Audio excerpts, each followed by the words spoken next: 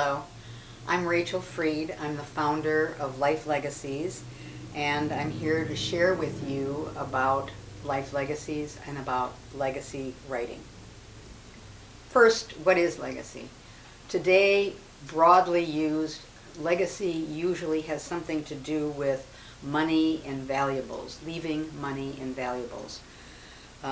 It means different things to different people, and legacy is defined by Life Legacies as a legacy of values, patterned after an ancient tradition called the ethical will that Life Legacies has made contemporary so that you and I can use it, and it's modern. Writing legacy letters is one very important way we can express and preserve our love and our blessings, our stories, our history, our culture, and our values. So what does Life Legacies do? First, let me tell you why Life Legacies, and then I'll tell you about the what.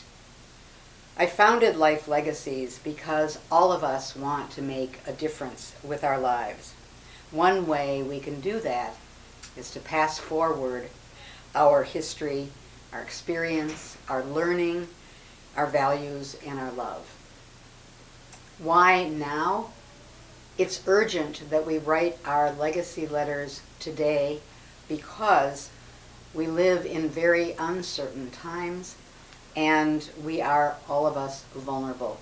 None of us knows whether today is our last day or when our last day will be. So why write in this technological age?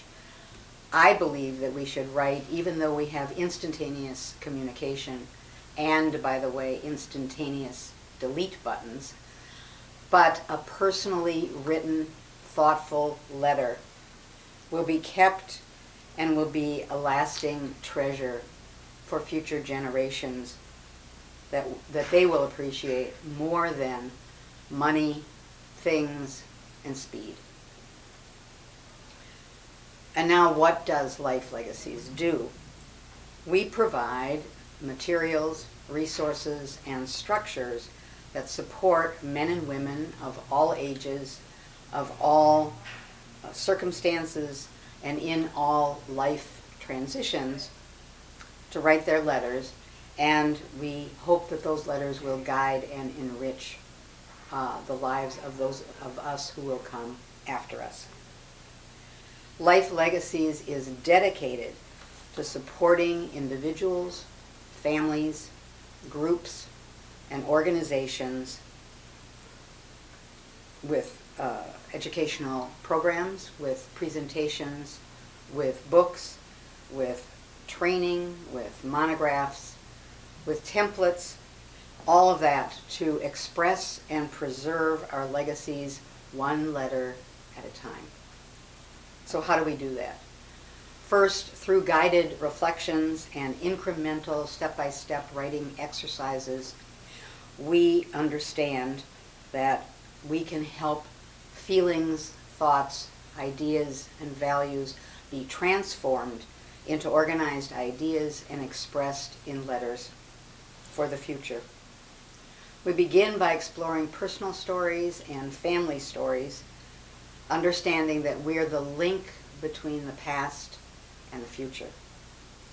Then we introduce a myriad of appropriate topics for legacy letters, learnings from our stories and experiences, sharing who we are, our interests, our passions, our purpose. How many of us wish we knew more about our parents and grandparents and didn't realize it until it was too late and we couldn't ask those questions? This is an opportunity to provide the future with the answers to who we are, and as much as we can, what we know about our history. Some letters make an apology or make an amend. Others share a secret that may have affected our families for generations. Some letters are celebratory letters and bless people when they are experiencing a moment in their lives, graduation, confirmation, being married, having a child, getting a new job. all of those can be celebrated with a personal letter. Letters that tell the meaning of our special stuff. We all have stuff, and even though people say, oh, our stuff doesn't mean anything, some of our stuff has meaning. It's a memento, it's a gift, it's something that we inherited that we want to go forward. And finally, we can do personal legacy letters to accompany our wills and our living wills, both of which are legal documents. These legacy letters are not legal documents, but they can accompany these legal documents in order to make personal what is a legal form that doesn't really tell why we've chosen what we've chosen about what we want at the end of our lives or what we want to give in terms of our material goods. And there's a secondary result from that, a good result, and that is once we have those letters, they are perfect initiators for family conversations. And today still, families find it very difficult to talk about dying, about money, and about death. So besides leaving a treasure for our loved ones, there's a secondary result. Surprisingly, legacy writing meets some of our own needs that we're not aware of, needs that are universal, but that we never really think about. And these include our need to belong, our need to be known, our need to be remembered, our need to bless and be blessed, and finally to celebrate life. Every legacy writer's context and experience and needs are unique, so there's no one right way to write a legacy letter. Some people write them a one-pager, 15 minutes. Others write many letters and end up with quite a lengthy document. They may add visuals. They may keep them preserved in notebooks or even have them published today, which is a simple technological thing that can be done. Some are handwritten, some come from a computer. So all of those are ways for us to give to the future the things that have mattered most to us in our lives.